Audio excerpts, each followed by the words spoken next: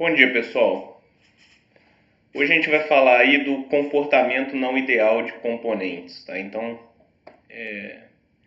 seguindo nesse rumo aí, né? Compatibilidade eletromagnética, ela tem muito a ver com frequências elevadas, né? A gente vai ver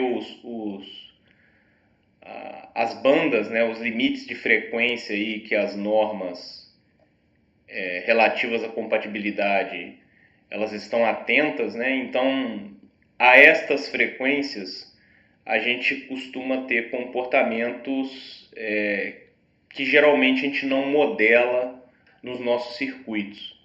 Então, a gente já, na aula passada e retrasada, a gente viu as linhas de transmissão, né? Que nem mesmo um fio eu posso considerar um curto-circuito mais nestas frequências, geralmente.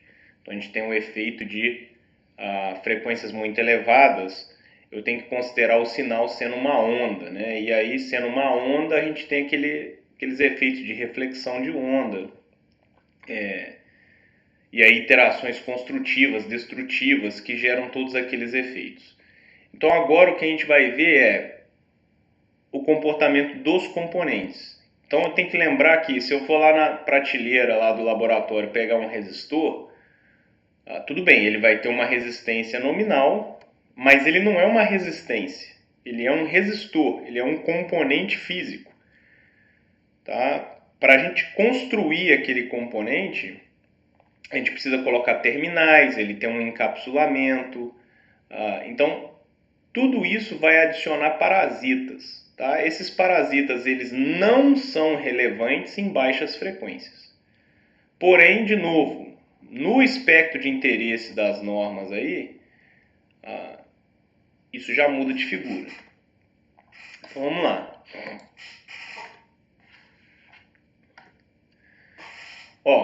Justamente as emissões conduzidas, tá? Depois a gente vai ver isso nas próximas aulas, a gente vai separar emissões conduzidas e emissões radiadas. Então, basicamente, as conduzidas que estão dentro dos cabos, as normas de compatibilidade, elas têm como interesse as frequências de 150K até 30 MHz. Então, pessoal, a estas frequências, realmente, 150K, nem tanto, é uma frequência baixa. Até num laboratório lá de eletrônica analógica, nos protoboards, a gente conseguia botar 150K sem muitos problemas. Se vocês se lembrarem lá das práticas de laboratório com os amplificadores operacionais, quando a gente estava vendo a largura de banda dele, né? O ganho de banda unitária. Agora, quando a gente chegava perto de 1 mega, né, a gente via problemas lá, né,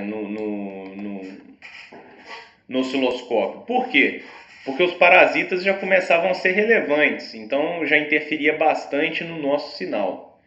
E aqui então a gente tem uma frequência 30 vezes maior do que isso, 30 MHz. Então são frequências já que podem ser consideradas relativamente altas. Já na frequência radiada é ainda pior, porque a gente começa em 30 MHz e termina em 40 GB. Então 40 GB realmente já são frequências elevadas. Tá?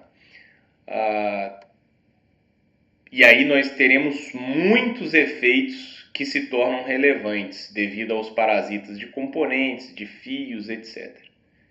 Então hoje a gente vai aprender a modelar isso para que quando nós estivermos trabalhando com um circuito que opera com frequências elevadas, né,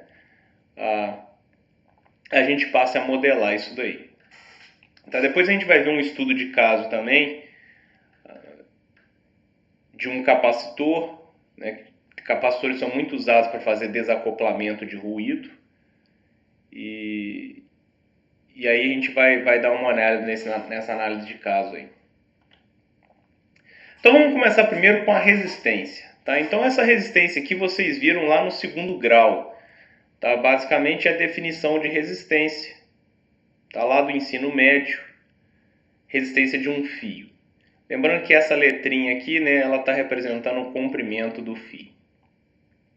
Então a gente tem que a resistência do fio, ele é igual ao quê? Ele é igual ao comprimento do fio, né, diretamente proporcional ao comprimento. Quanto maior o comprimento, maior a resistência. Isso faz sentido, né? Vai ter mais fio, para a corrente elétrica atravessar. Então ela vai enxergar maior resistência. Ela é inversamente proporcional à área, né, de seção transversal, que é o πr do fio ao quadrado. Então Rw aqui é o raio do wire, né, raio do fio. E a condutividade, inversamente proporcional à condutividade também. Então isso vocês já viram lá. Tá? Percebam que esse equacionamento ele não tem a frequência aqui. Ó. Cadê a frequência? Né? Não tem nada de frequência. Então, esse equacionamento ele não é o modelo completo. Então, vem de encontro com aquilo que eu estou falando com vocês, pessoal. Dependendo da frequência que a gente está trabalhando, a gente precisa evoluir na nossa modelagem. Senão vem aquela história que muita gente fala, na teoria uma coisa, na prática é outra. Isso não é verdade. A teoria e prática têm que ser iguais. Se não está igual é porque o meu modelo está errado. Ou pelo menos o meu modelo não é completo o suficiente para expressar a realidade. Então é justamente isso que a gente está vendo nesse curso. Tá? Então, na verdade, a resistência ela tem esse comportamento aqui, ó, que bate com o equacionamento anterior. Tá? Então eu só tirei o comprimento do fio, porque aqui eu estou chamando de resistência minúscula, tá? O R minúsculo significa resistência por unidade de comprimento. Então isso aqui é ohm, tá? Por metro. Tá ok? Então por isso que eu tirei o comprimento aqui. Tá? Porque eu estou dividindo por comprimento. Resistência DC, por quê? Resistência em baixas frequências. Eu poderia chamar aqui também de RLF, de Low Frequency. Tá? Porque não é só resistência para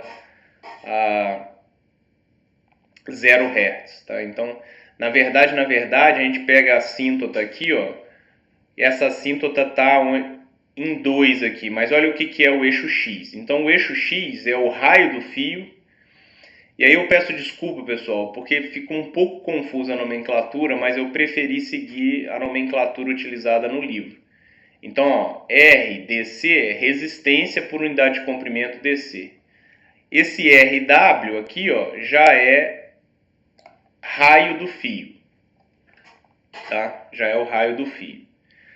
Na apresentação, não sei se vocês estão com a apresentação aberta aí para acompanhar, a minha apresentação no próprio PDF já tem um slide de notas do lado. Aí no slide de notas, se não tiver aqui mesmo definido a nomenclatura, o que é cada coisa aí, uma legenda, né? No slide de notas vai ter. Tá? Então, na hora de vocês estudarem, vocês não vão ficar perdidos. Então, deixa eu voltar com esse M para cá. E deixa eu deletar esse.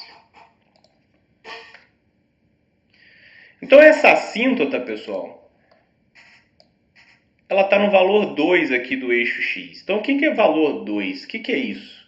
Então o eixo X, ela é uma razão entre o raio do fio e uma letrinha aqui, né? Então um delta aqui. Que letrinha que é? O que isso significa? Isso significa o skin depth. Tá? Então está em inglês aqui, porque principalmente os engenheiros de telecomunicações usam muito esse termo, porque geralmente eles trabalham com frequências elevadas aí. Isso aqui é o efeito pelicular. Tá? Pelo menos até então, o feedback que eu tenho de vocês é que vocês não viram isso ainda durante o curso, tá? Durante o curso de engenharia.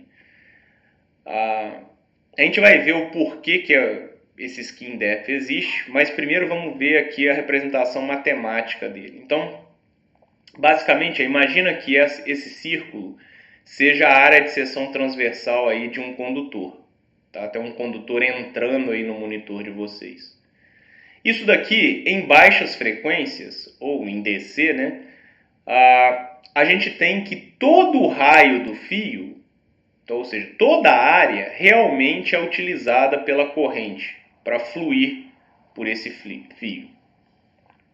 O problema é que quando eu aumento a frequência, tá, existe um efeito, a gente já vai ver ele, é o efeito pelicular, onde essa corrente não flui mais por toda a área do fio. Essa corrente vai fluir por uma coroa circular aqui, ó, do fio, tá? Definida por delta, definida pelo skin depth.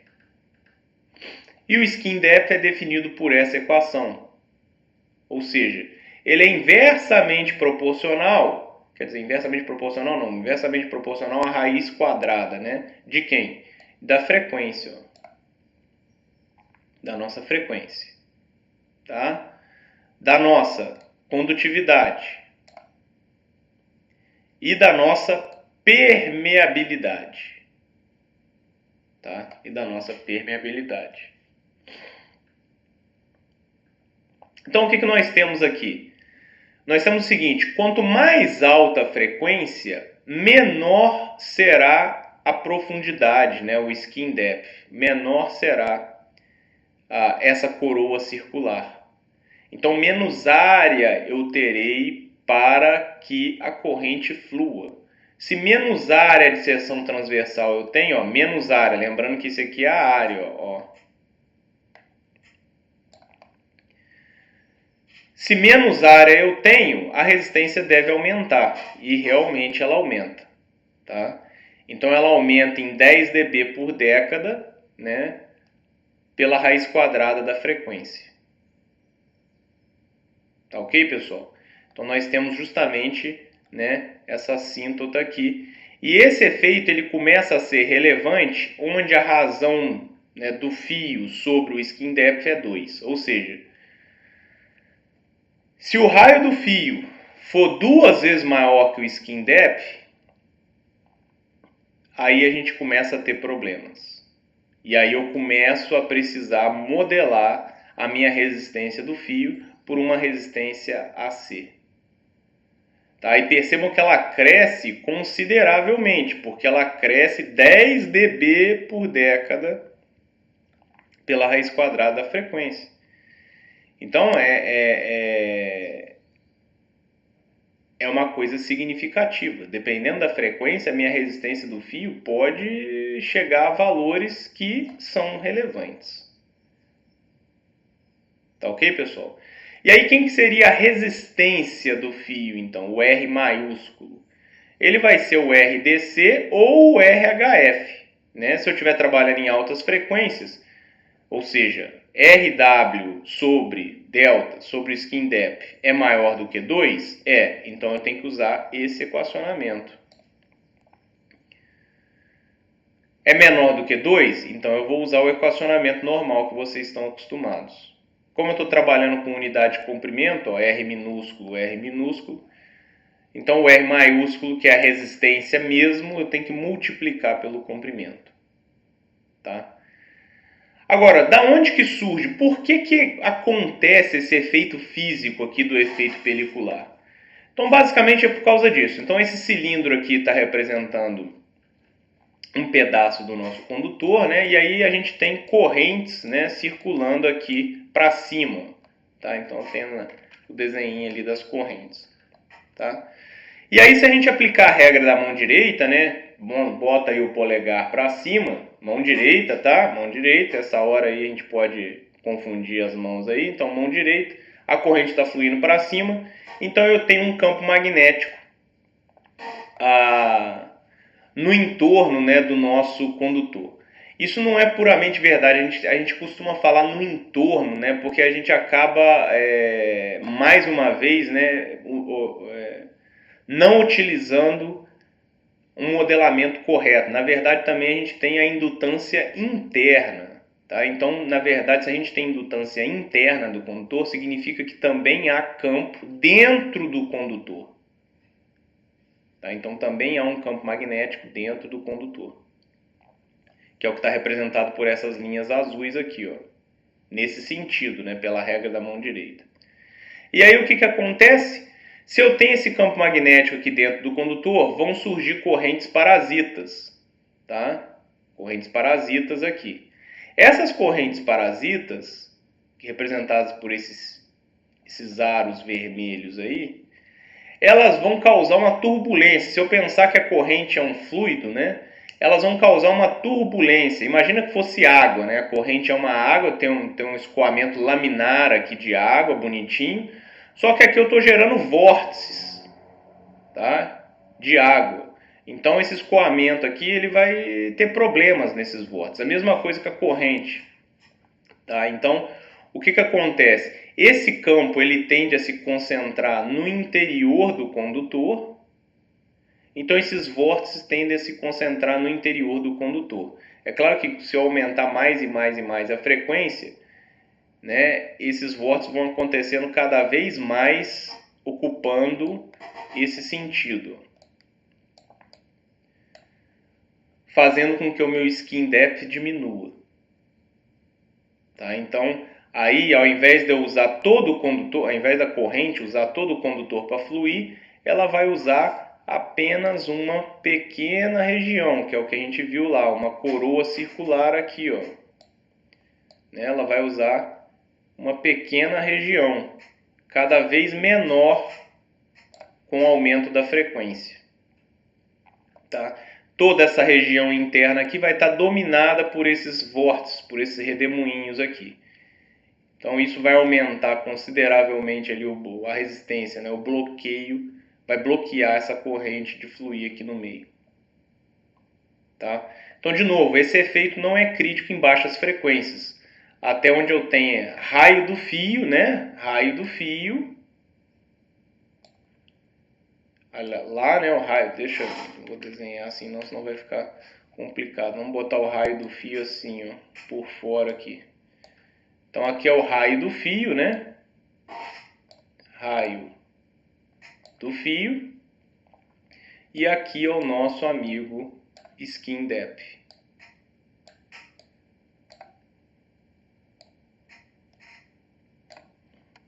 Tá? Nosso amigo skin depth. Então, se essa razão ela é maior do que 2, eu preciso usar a modelagem por alta frequência para calcular a resistência do fio. Mesma coisa será dada para uma trilha de circuito impresso. Vamos só ver aqui uma coisa, olha lá, ó. Aqui a gente tem nesse gráfico, né, em função da frequência, o nosso skin depth. Eita. O nosso skin depth.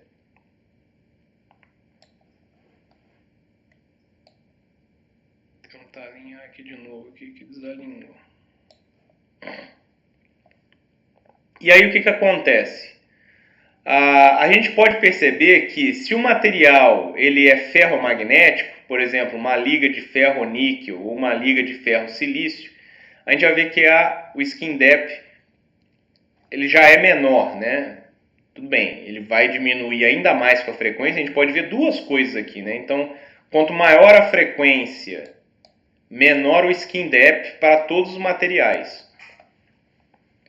E a outra coisa é o material em si, porque a gente tem para vários materiais. Então, se o material é ferromagnético, tá? Então, olha lá, o steel, ferro-silício, ferro-níquel, são 3 materiais ferromagnéticos, tá? Então, o skin depth já é menor de qualquer forma. Ferro-níquel é o que tem a maior permeabilidade magnética, então ele vai ter a menor skin depth. Por quê? Se o material é ferromagnético, ele tende a segurar essas linhas de campo dentro dele. Então, menos linhas de campo vão para fora, mais linhas de campo concentradas aqui dentro. Mais linhas de campo concentradas aqui dentro, a gente tem mais desses vórtices, né? Mais dessas correntes aqui. Então, isso prejudica o skin depth, tá? Ou seja, isso diminui aqui o skin depth. O que a gente queria, né, gostaria de ter é o skin depth igual ao raio do fio. Mas com o aumento da frequência a gente vê que isso não acontece para todos os materiais. Porém, se os nossos materiais eles são diamagnéticos ou paramagnéticos, ou seja, permeabilidade muito próxima de 1, então eu vou ter menos linhas de campo dentro do meu condutor. Ou seja, eu vou ter menos energia armazenada na forma de campo magnético dentro do condutor, porque eles são paramagnéticos ou diamagnéticos. Tá? Então, a permeabilidade é muito perto, permeabilidade relativa, né, muito perto de 1, ou seja, muito perto da permeabilidade do vácuo. Tá? Esse é um dos motivos também da gente não fazer condutores de ferro. É claro que também é por causa do peso, por uma série de outras coisas, né? Mas condutores geralmente são de materiais paramagnéticos ou diamagnéticos.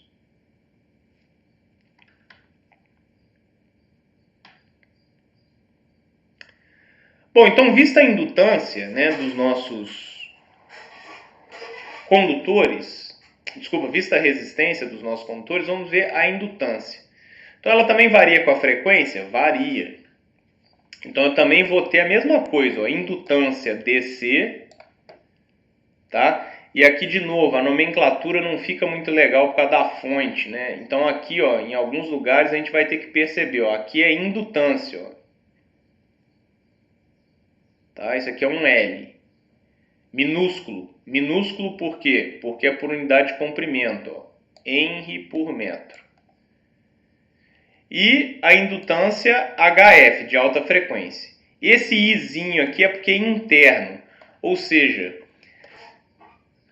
essa indutância ela representa a capacidade do meu condutor de armazenar campo magnético dentro dele.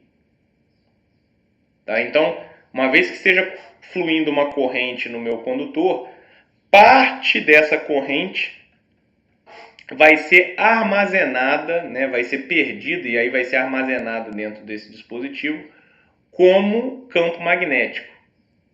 Então, se a gente adotar lá o princípio de conservação de energia, né, um dos princípios fundamentais da física, parte dessa corrente é perdida na forma de campo magnético e esse campo magnético ficará concentrado dentro desse condutor. Por isso que a gente está modelando a indutância interna. Tá? Então depois a gente vai ver que a indutância em si vai ser a somatória da indutância interna com a indutância externa, ou seja, a indutância externa vai estar modelando quanto de campo magnético ficou fora do condutor, mas de qualquer forma ele também veio daquela corrente que fluiu pelo condutor, então ele também foi perdido ali, uma quantidade de energia que foi perdida. Então aqui a gente tem permeabilidade do vácuo sobre 8π. Essa é a indutância interna DC. Claro que tem todo um equacionamento, né, para a gente chegar nisso daí, mas não vem ao caso. Tá? É muito mais interessante a gente analisar essas questões com relação à frequência. Tá? Isso aqui para um condutor cilíndrico, tá, pessoal? Para um condutor cilíndrico. Tá? Então, permeabilidade do vácuo por 8π. Como é DC, eu coloquei aqui, ó, raio do fio muito menor do que o skin depth. Tá? Ou seja, na verdade o que eu estou querendo dizer aqui é que o nosso skin depth ele é praticamente o raio do fio. Tá? E aqui eu tenho a indutância, então maiúscula agora porque não é mais por unidade de comprimento. Ela vai ser isso daqui, né, vezes o comprimento do fio. Então, olha, isso daqui, ó, que é o que a gente viu aqui na equação em cima, vezes o comprimento do fio. E a indutância por unidade de comprimento? Então, a indutância em alta frequência. Então, ela vai ter o nosso skin depth na função, né?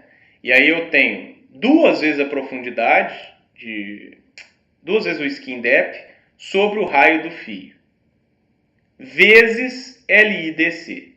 Então, que é a permeabilidade do vácuo sobre os 8π. E aí, de novo, o LI vai ser esse equacionamento de cima, vezes o comprimento, para nós chegarmos aí na indutância interna. Percebam o seguinte, pessoal. Olha só. O skin depth ele é inversamente proporcional à raiz da frequência. O skin depth ele é inversamente proporcional à raiz da frequência. Ou seja, como ele está aparecendo aqui no numerador, Então, na verdade, a frequência estaria aqui no denominador, né? Ou seja, quanto maior a frequência, menor a indutância interna. E isso tem razão de ser. Ó. Por que menor a indutância interna, professor? Quanto maior a frequência, o skin depth vai ser menor, como a gente viu. Ó. A corrente vai estar, na verdade, fluindo só por isso aqui, ó, pela coroa circular. Ela não vai estar utilizando todo o condutor. Então eu estou com menos área para armazenar campo magnético internamente no condutor. Então menor a indutância. Tá? Menor a indutância. Que é o que a gente vê aqui. E de novo a nossa assíntota tá lá na relação de 2 pelo raio do fio pelo skin depth. Então, se o raio do fio é 2 vezes maior que o skin depth, beleza. Indutância interna DC, μ0 sobre 8π. Se é maior do que 2, indutância interna de alta frequência. 2 vezes o skin depth sobre o raio do fio, vezes a indutância interna. E aí ele vai caindo com o aumento da frequência, porque sobra menos área para armazenar campo magnético dentro do condutor. Esse slide aqui mostra o que? Um cabo coaxial, tá? Então aqui eu tenho, em preto aqui seria a capinha do fio, né? Coaxial. Essa cor aqui, esse meio amarelo aqui, cor de pele, é a malha de terra. O branco aqui é o dielétrico, né? O isolamento. E aqui é o condutor em si, né? Onde o sinal é levado, né? O condutor interno lá do nosso cabo coaxial. Então todos eles são cabos coaxiais, tá? Só que aqui no cenário A é o mesmo cabo coaxial. No cenário A não tem nenhuma corrente circulando por ele. É só o cabo ali, né, em repouso, não tem corrente nenhuma, não é energizado. No B, eu tenho uma corrente de baixa frequência. Então o que acontece? Ó? Imagina que eu tenho uma corrente entrando aí no monitor, no nosso cabo. Então, de novo, pela regra da mão direita ali, ó, regra da mão direita, eu vou ter o campo magnético no sentido horário, tá? Percebam que tem algumas linhas de campo, ó, por isso que foi desenhado mais fininho, dentro do condutor, tá? Por quê? Porque a indutância interna do condutor, ela tende a ser menor do que a indutância externa. A gente vai ver, né? A indutância externa, na verdade, soma aí as indutâncias internas. Com mais alguma coisa, a própria indutância externa. Então, a indutância total, né? Aí, o que acontece aqui, então? Pouca energia é armazenada. Mas percebam que toda a área de seção transversal está sendo utilizada, porque o skin depth praticamente é igual ao raio do fio, porque eu tenho baixa frequência, tá? Depois eu tenho linhas de campo mais concentradas aqui no dielétrico, né? Isso é normal, porque é indutância externa. Depois aqui na malha de ferro, de terra, eu vou ter um pouco desse campo magnético também, e eu não vou ter nenhum campo magnético aqui do lado de fora, porque em tese, né, um cabo coaxial ele é blindado, então praticamente ele vai blindar tudo. É claro que chega, tá? Nenhuma blindagem é perfeita. É claro que eu vou ter algumas linhas de campo aqui do lado de fora ainda, mas elas são de uma ordem de grandeza muito menor do que essas internas, visto que eu tenho essa malha de terra fazendo a blindagem do sinal. No cenário C, eu já tenho com uma frequência um pouco mais elevada, né? Eu chamei aqui de média frequência, né? Pode ser aí alguns megahertz. Então olha lá o que está acontecendo. O skin depth já começa a ser relevante, então ele já começa a ser bem menor do que o raio do fio. Então olha lá, a nossa corrente, ó, a região em verde aqui, ó, é onde eu tenho a minha corrente circulando. Aqui ela estava usando toda a área de seção transversal, aqui ela não está mais. Tá? Então eu vou ter menos campo ainda, ou seja, a minha indutância interna diminuiu. A gente viu isso, a indutância interna, né, ela é diretamente proporcional ao skin depth. Diretamente proporcional ao skin depth. e o skin depth ele é inversamente proporcional à raiz quadrada da frequência. Então, quanto maior a frequência, menor o skin depth. Se menor o skin depth, menor a indutância interna. Então, menos linhas de campo eu vou ter armazenadas dentro do meu condutor. Percebam que as linhas de campo no dielétrico continuaram iguais, tá? No dielétrico. Tá? E na minha malha de terra, eu também vou ter um efeito pelicular. Na minha malha de terra. Quanto mais a frequência, agora no cenário D, aumentei mais a frequência aí de gigahertz, a mesma coisa. Só que eu posso chegar num ponto que o meu skin depth é tão pequeno que eu não tenho mais energia armazenada no condutor. É claro que isso num limite, né, pessoal? Ó, pelo equacionamento aqui, a gente vê que é uma razão entre o skin depth e o raio do fio.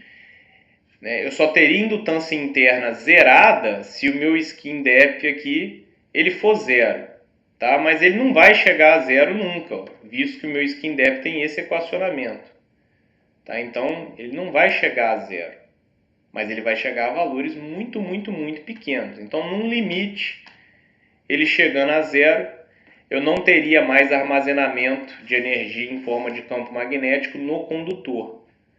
Ele estaria todo aqui no dielétrico, tá? E a mesma coisa é válida para a malha de terra.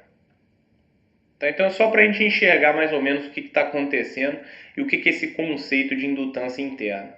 Então, pessoal, na verdade, indutância, né, e capacitância nada mais são o que? Do que modelagens, né? É como que a gente representa a capacidade do material armazenar, no caso da indutância.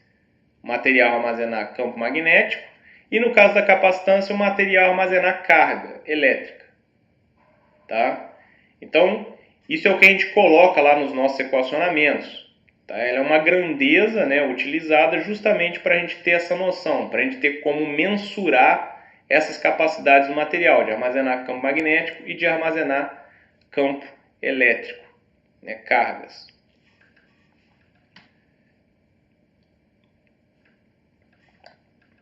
Então aí lembrar da nossa assíntota aqui, né? Sempre em 2, né? Que é a relação, lembrar que o raio do fio, isso aqui também eu vejo muita confusão. O pessoal acha que o eixo X aqui está em frequência, porque a gente está falando muito de frequência, porque as coisas são em função da frequência, mas não, o eixo X aqui é a razão raio do fio pelo skin depth. Tá? Então, quando essa relação for 2, ou seja, o raio do fio é 2 vezes maior que o skin depth, eu preciso levar isso aqui em consideração, né? Que basicamente eu estou entrando nessa região aqui, ó. Lembrar que para resistência era o contrário, né, pessoal? Para resistência, a resistência em alta frequência aumenta com o aumento da frequência, né? Ou seja, com a diminuição do skin depth. A indutância interna não, ela diminui com o aumento do, com a diminuição do skin depth. E o que é a indutância externa? Então, se a gente lembrar que todo loop de corrente, né, todo circuito é um loop fechado, né? Então a gente pode imaginar aqui um condutor levando a minha corrente e um condutor retornando com a corrente, né? Tá fazendo isso daqui, ó. Tá?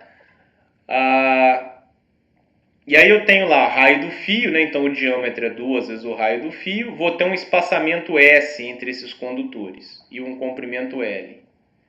Então a indutância externa, ela é igual ao quê? Fluxo magnético entre os fios, tá? Sobre o comprimento, porque eu estou trabalhando por unidade de comprimentos. Então isso aqui é um L minúsculo de indutância externa, tá?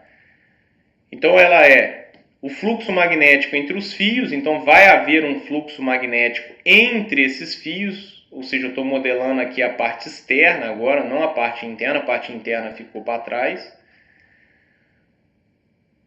Né? Sobre a corrente, então agora aqui é esse I é de corrente, então, por isso que não ficou muito legal aí, tá? Então esse I aqui é corrente, esse I aqui é indutância, né? É um L, desculpa, então não é um I, né? É um L, L minúsculo, tá? Então, L minúsculo. E esse daqui é corrente. Vamos até fazer aqui, ó, corrente, corrente. Tá ok? Quem que seria a indutância total, então? Vai ser o somatório de duas vezes a indutância interna, né? Porque são dois fios. Na verdade, pode ser considerado até um fio só. Isso daqui seria um loop, né? Mas tem que considerar o que está levando a corrente e o que está trazendo o retorno da corrente. Então, duas vezes a indutância interna. E aí essa indutância interna ela vai depender da frequência, né? E do skin depth. O skin depth é uma função da frequência. Mais a indutância externa. Se eu estiver calculando a indutância mesmo, aí eu multiplico pelo comprimento, esse somatório, porque aí não seria mais por unidade de comprimento. Então aqui já é Henry. Tá? Aqui já é Henry. Então, pessoal, o importante aqui, é claro que na hora da prova, etc., eu vou dar esse equacionamento, tá? Mas a gente precisa entender o que está acontecendo, para a gente ter insights. Para quando a gente estiver projetando o nosso circuito, eu tenho em mente que, dependendo da frequência que eu estou trabalhando, essas modelagens elas precisam ser aperfeiçoadas. Ah, professor, mas eu vou ficar calculando a indutância interna de condutor na hora que eu estiver projetando uma placa lá de PCB, um circuito qualquer? Dependendo da frequência, vai. Porque se você não fizer isso, é a diferença de simulei, funcionou bonitinho. Aí eu fui lá, porque o modelo SPICE, tá? Se eu fizer um circuito lá no SPICE, ó, vamos supor que eu faça um circuito assim, ó. Aqui eu tenho uma fonte AC, tá? Tenho aqui, sei lá, um resistor, né? Que é o componente mais simples que a gente conhece. Aí eu simulo isso daqui para 1 kHz. Tá? 1 kHz. Beleza. Em 1 kHz, sem problema nenhum. Vai funcionar bonitinho. Tanto na simulação, quanto se eu montar isso daqui no protoboard e medir. É claro que no protoboard vai ter um pouco mais de ruído, porque está captando ruído externo, não é nem coisa do meu circuito em si. Agora, se eu subir esse cara aqui para 1 GHz, na simulação vai funcionar bonitinho, tá? Vai ter os mesmos 1 GHz aqui, ó, com a mesma amplitude. Se eu colocar 1 volt aqui, ó, vai ter 1 volt bonitinho de 1 GHz aqui na minha simulação. Porque o meu modelo SPICE, para ele, um fio é um curto-circuito. Um resistor que eu botei aqui, ele é uma resistência nominal. Se eu tiver botado 1 kΩ, ele é 1 kΩ e acabou. Só que isso não é a realidade. Se eu quiser medir isso daqui, montar isso daqui num protoboard ou mesmo numa placa, então em 1 GHz a gente viu lá, talvez o meu fio esteja comprido demais. Tem relação com o nosso comprimento de onda, né? Se o meu fio, a gente viu a regrinha de ouro com relação a 10 comprimentos de onda. Então se o meu fio, o comprimento dele é maior do que 10 vezes o comprimento de onda, eu tenho que modelar isso aqui como uma linha de transmissão, porque senão, se eu não casar a linha, a gente tem os efeitos de reflexão, etc. O resistor, a gente ainda não chegou lá, mas o resistor, vamos chegar já já. De novo, ele é um resistor. Um resistor é diferente de uma resistência. Resistência é uma coisa, é a unidade, né? É a métrica que a gente utiliza para medir a resistência do fio. Então eu criei esse jeito de mensurar a resistência através dessa grandeza, resistência, ponto. Agora, eu consigo fazer um resistor ideal? Não, porque toda vez que eu construo o resistor, de novo, eu tenho encapsulamento, terminais, então eu vou adicionar parasitas intrinsecamente. Então ele na verdade deixou de ser uma resistência. Ele é algumas coisas a mais. Essas algumas coisas a mais, elas são irrelevantes em baixa frequência, mas não em alta. Então, no modelo SPICE, eu que tenho que adicionar esses modelos. Ah, professor, mas então como é que, se eu quiser fazer uma modelagem perfeita no SPICE, como é que eu modelo a indutância? Tem como eu entrar no fio e adicionar um modelo? Não, não tem. O que eu tenho que fazer? Eu tenho que botar um indutor aqui, ó. Então eu tenho que botar um indutor aqui, ó, tem que botar um indutor aqui. Eu que tenho que botar um indutor aqui, ó, para representar o quê? A indutância interna. E a indutância externa? Eu que tenho que botar um indutor aí também, para modelar a minha indutância externa. E aí eu que tenho que calcular, fazer essas contas para eu chegar no valor de indutância. E aí eu coloco aqui. E aí sim eu estou agregando ao meu modelo. Eu estou aumentando a complexidade, vai começar a ficar difícil fazer as contas na mão. Mas de qualquer forma o computador, não, se eu usar um computador bom aí, ele vai fazer essas contas aí com o pé nas costas. Mas eu estou melhorando o meu modelo. Então é isso que a gente precisa entender. Se eu estiver trabalhando em altas frequências, eu tenho que melhorar o meu modelo. Senão a realidade não vai ser refletida pela simulação.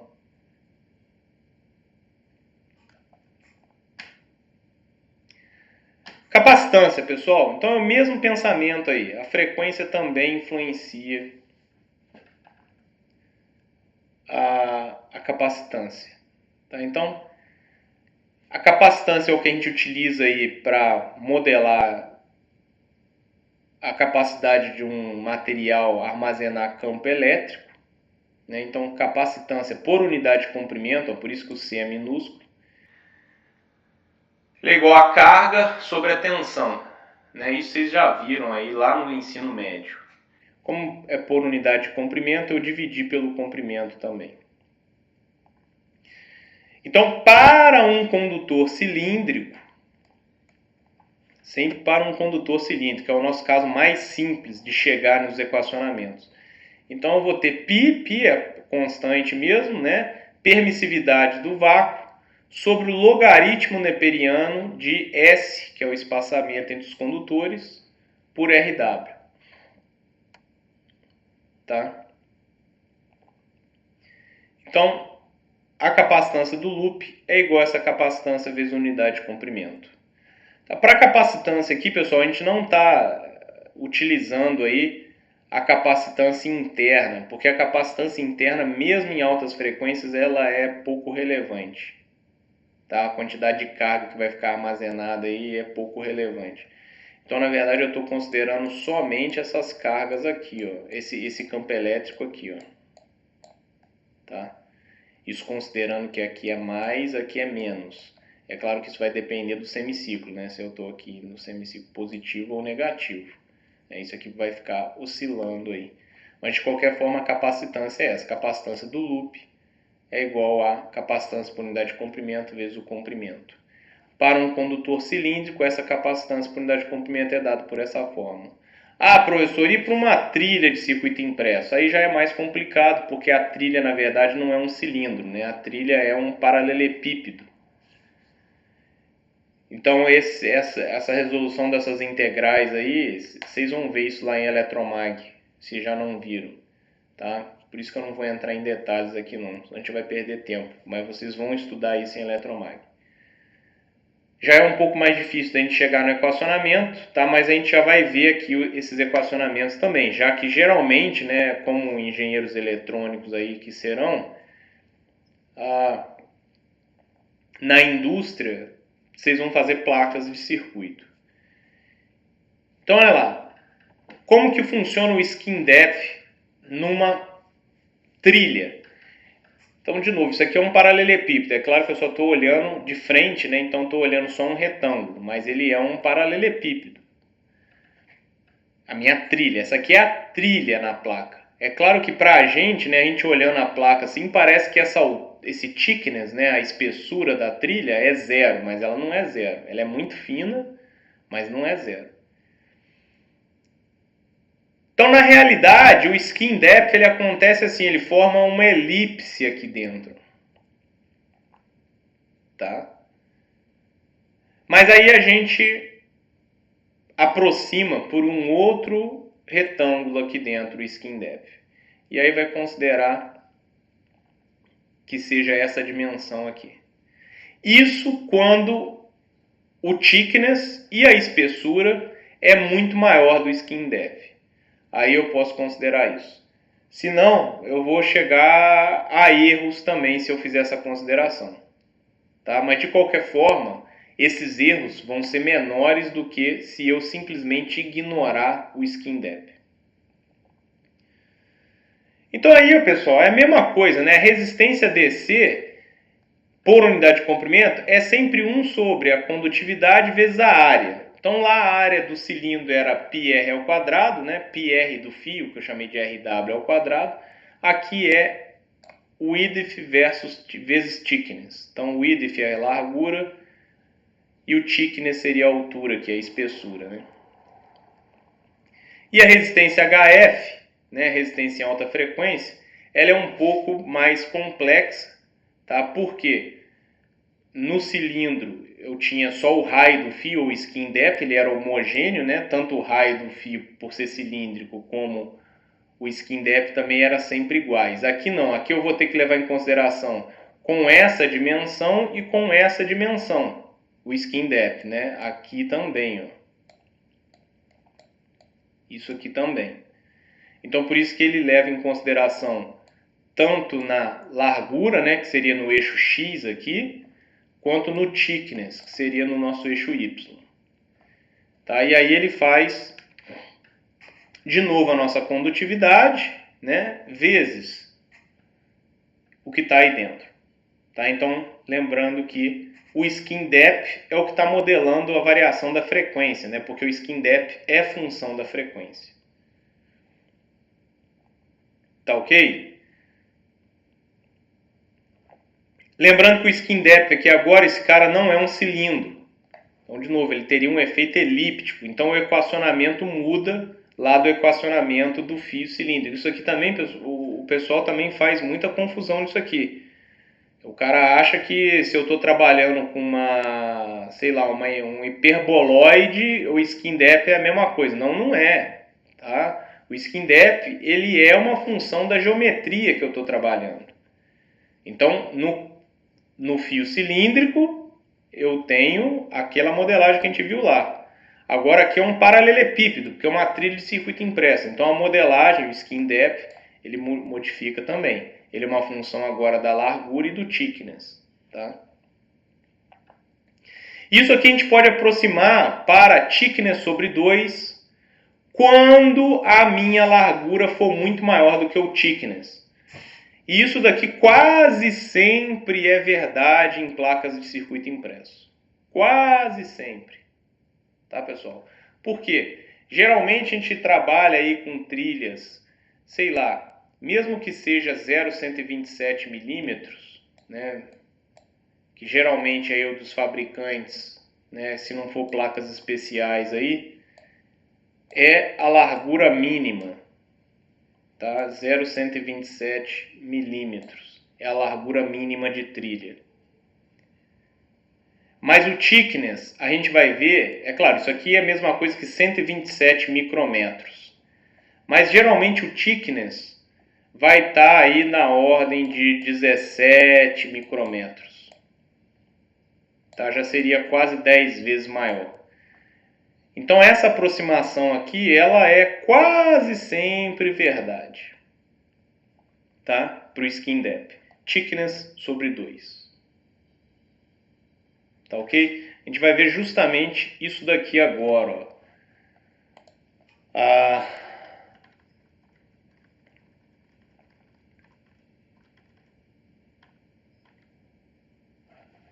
ó. Geralmente, não sei se vocês se atentaram para isso ou se vocês só passaram para o Anderson fabricar a placa lá de PBL que vocês fizeram. E aí talvez por falta de experiência, por falta desses conhecimentos que a gente está vendo aqui agora, vocês não se importaram com o stack do PCB, né? Ou seja, com o stack é a pilha, né? Cortei a minha placa e estou vendo ela de lado. O que tem dentro ali? O que compõe aquele sanduíche? Porque uma placa é um sanduíche, né?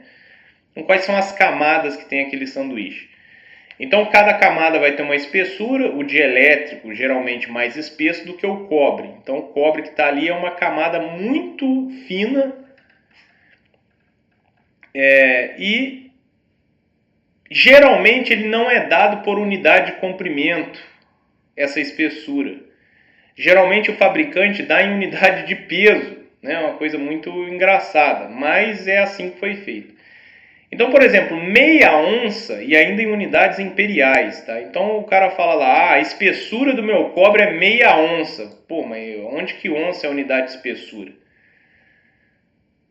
Então a gente que teria que fazer essa conta para chegar aí. Então basicamente o que eu tenho que fazer é, uma onça tem isso daqui de grama, 28,3495 gramas. Tá? Então uma onça é isso, 28,35 gramas, vai. E aí quando ele fala uma onça, na verdade é uma onça por pé quadrado. Né? Então ele omite isso daí, por pé quadrado. Significa que em um pé quadrado de placa foram depositados meia onça de cobre, ou do condutor que for. Poderia ser meia onça de alumínio, meia onça de outro material. Tá? Então aí, se eu souber a densidade do cobre, que eu coloquei aqui, ó, então basta eu fazer as regrinhas de 3 aí, que eu vou chegar na espessura. Tá? Mas então é meia onça por pé quadrado. Mesmo que ele falar foi meia onça, ou foi uma onça, ou foi 2 onças, isso aqui é por pé quadrado. Pego a densidade do material, né, do meu condutor, no caso aqui eu dei o exemplo do cobre, que geralmente é cobre, e aí eu consigo calcular. Então meia onça é 17,5 micrômetros. Esse aqui é o mais comum, tá? Por isso que eu coloquei aqui 17 micrômetros. Então eu teria aqui 8 vezes, 8 vezes de diferença. Aproximar 8 vezes é muito maior. Chegaríamos estaria de bom tamanho essa aproximação.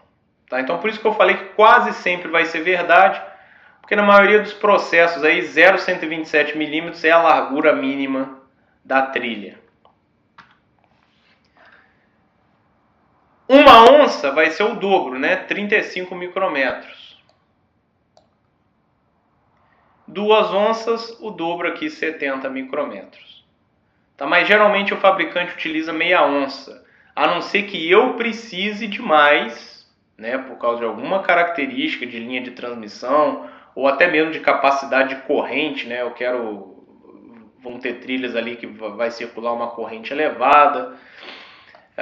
Eu posso optar por stacks com espessura de metal maior. Tá? Mas basicamente é isso, pessoal. É só fazer a continha aí, sabendo que meia onça, na verdade, é onça por pé quadrado. Aí eu pego a densidade do material, né? E aí faço essa regrinha de 3 aí.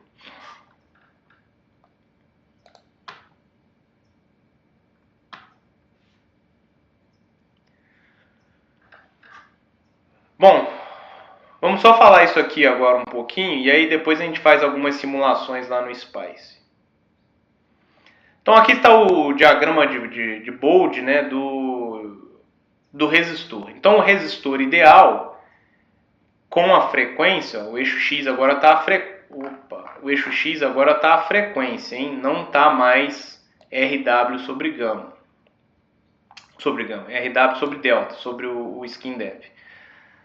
Então, se o meu resistor é ideal, ou seja, se na verdade ele não é um resistor, ele é uma resistência, então ele não varia com a frequência, ele não é função da frequência. Então aqui é o módulo, né, da minha resistência, ele não varia com a frequência. Tá? Aqui o Z de impedância, ele poderia até estar representado por R mesmo, porque é um resistor ideal. Então só tem a parte real, mas isso, como eu falei, não é possível de ser fabricado um resistor ideal. Por melhor que ele seja, ele não é ideal. E aí, se não é função da frequência, também a fase vai se manter em 0 graus em toda a frequência. Agora, um resistor real, isso não é verdade. Então, um resistor real, nós temos aí que, na verdade, ele é um subcircuito. Onde esse cara aqui, olha esse cara aqui, ó. Isso aqui representa o valor nominal. R, valor nominal. O resto é tudo parasita. Então, na verdade, o que o meu circuito enxerga é tudo isso aqui, ó. Tudo isso aqui é o que está entre os pontos B e A. Então, o que está entre os pontos B e A é o que o meu circuito enxerga. Se eu estiver trabalhando em alta frequência, e aí de novo, no nosso casozinho lá, né, botei lá o meu gerador, botei aqui um resistor, e aí estou fazendo simulações para 1 GHz. O meu modelo que eu estou simulando não é bom o suficiente. Não é bom o suficiente. As medições vão dar diferença com a simulação. Aí o cara vai lá e ainda xinga, mas eu estudei essa porcaria e não serve de nada, porque não funciona. Não, funciona. Funciona e funciona bem. O problema é que eu não modelei correto.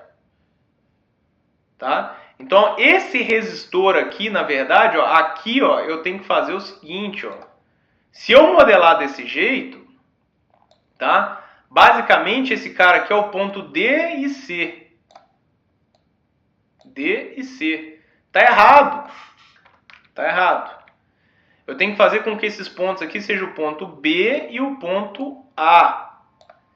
Então, na verdade, isso daqui, é isso aqui tudo. Tem que ser isso daqui tudo. Tá? Tem que ser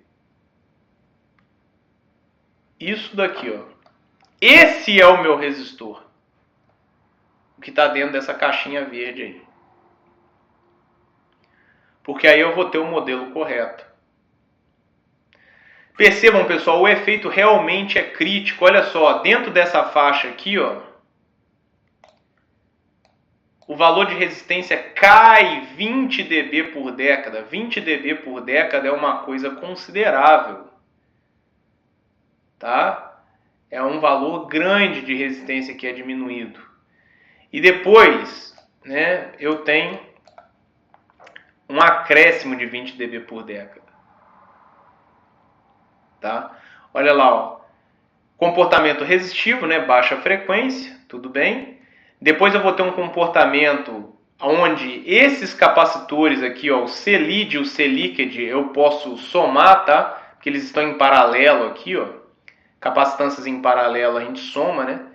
Então, C-leaked e o C-lead, C-lead é a capacitância dos terminais e o C-leaked vai ter uma capacitância, o resistor em si, ele vai acabar armazenando cargas ali um pouco, que é o que a gente chama de C-leaked, tá? Eu somo os dois, isso vai me dar a capacitância parasita. 20 dB por década.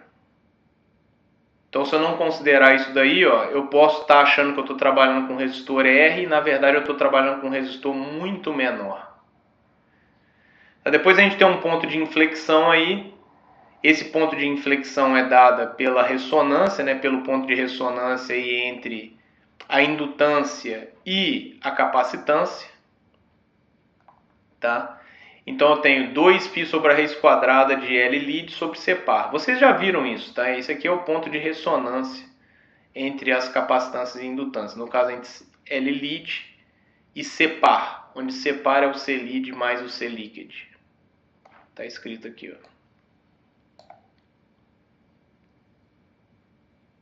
Tá? Então, esses são os dois pontos principais aí. Então, se é no resistor, né, puramente resistivo, então os meus parasitas não são relevantes, fase 0 graus. Depois, no comportamento capacitivo, essa fase vai para menos 90. E no indutivo, mais 90. Então, percebam que o meu diagrama de Bode mudou bastante disso, que não é implementável, tá, para isso, que é a situação real. Porém, em baixas frequências, isso daqui é o suficiente. Em altas frequências, não. Então, esse aqui é o nosso resistor real. Tá? Resistor real. Não vou comentar disso aqui agora, porque já a gente vai abrir o Spice e aí a gente comenta. Tá? Vou deixar por hora desse jeito. Capacitor real. Então, esse cara aqui, ó, é o meu capacitor nominal, é o valor da capacitância, que está lá escrito quando eu compro um capacitor. Esse capacitor é de 1 nanofarad. Então, é isso aqui, ó. Só que, de novo, o que o meu circuito vai enxergar é isso tudo. Esse cara é o meu capacitor. Né? Então, um capacitor ideal... Né, pessoal? Então, em baixíssimas frequências, o que vai mandar, o que vai ser relevante é o capacitor nominal, é o C. Aqui, ó. Menos 20 dB por década de frequência. Tá?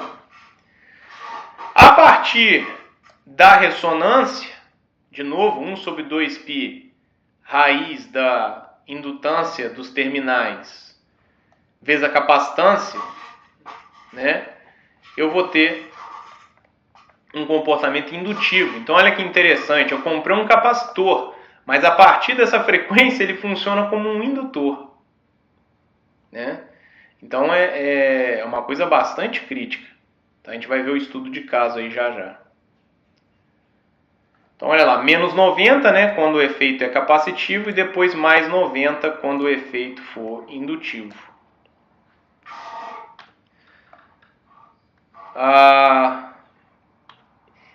E aqui depois nós temos o nosso indutor real. Tá? Então o indutor nominal é esse cara aqui. E depois eu tenho uma série de parasitas. Tá? Então aqui eu redesenhei o circuito para ficar mais simples.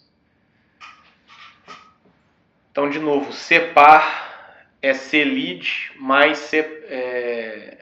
Aqui acabou saindo separ também, mas é o C-lead mais o C-liquid, tá? E aí vai dar o separ. O separ é o somatório das duas aí, ó. Separ, C-liquid. Então isso aqui está errado. Isso aqui não é separ, não. Isso aqui é o C-liquid, que é a soma. E separ é a soma do C-lead mais o C-liquid. Tá? Então aí de novo, o indutor em frequências próximas de zero, ele vai ter um comportamento ainda resistivo, tá? Isso aqui vai ficar bem nítido, ao contrário do inversor, a gente não enxerga isso direito lá no inversor. E aí depois eu tenho 20 dB por década, que é o efeito indutivo, e aí depois na frequência de inflexão, tá? Que é esse cara aqui, ó. Então isso aqui é o ponto de inflexão aqui, ó. Eu tenho comportamento capacitivo. Tá, vamos fazer algumas simulações aí. Vou abrir, vamos dar 5 minutinhos só para eu abrir minha máquina, tá, virtual aqui, e a gente faz algumas simulações.